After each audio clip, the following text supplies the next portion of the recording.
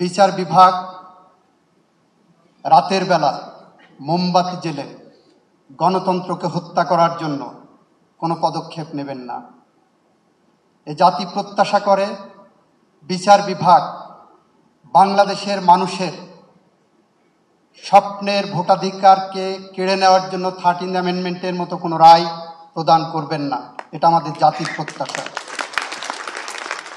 13th অ্যামেন্ডমেন্টের রায়ের মধ্য দিয়ে যে মুহূর্তে তত্ত্বাবধায়ক সরকার ব্যবস্থা বিলোপ সাধন করা হয়েছে, তারপরের থেকে বিগত 17 বছর ফ্যাসিজমের আওতায় বাংলাদেশের মানুষের মধ্য থেকে গণতন্ত্র এবং মানবাধিকারের কথা বলতে যে 700 মানুষ গুমের শিকার হয়েছেন, 4500-এর উপরে মানুষ বিনা বিচারে হত্যাকাণ্ডের শিকার হয়েছেন, 60 লক্ষের উপরে মানুষ পলিটিক্যাল পারসিকিউশনের শিকার হয়েছেন।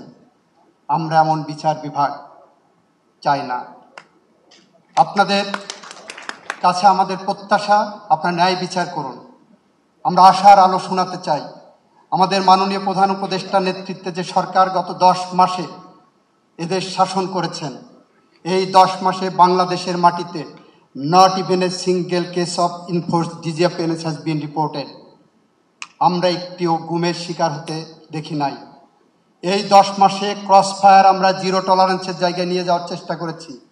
এই 10 মাসে বাংলাদেশের পুলিশ বাহিনী একটিও মিথ্যা গায়েবী মামলা করে কোনো বিরোধী পক্ষকে দমন পীড়নের পথ অবলম্বন করেননি। এই 10 মাসে প্রমাণ হয়েছে, ভিকটিমের পরিবার বা আত্মীয় স্বজন যখন মামলা করছেন, আমরা লক্ষ্য করেছি কিছু কিছু ক্ষেত্রে মিথ্যা মামলা হচ্ছে। সেখানেও বাংলাদেশের ইতিহাসে প্রথমবারের মতো স্বরাষ্ট্র মন্ত্রণালয় থেকে বিজ্ঞাপন দিয়ে বলা হচ্ছে, আমরা মামলা হওয়া মানেই গ্রেপ্তার নয়।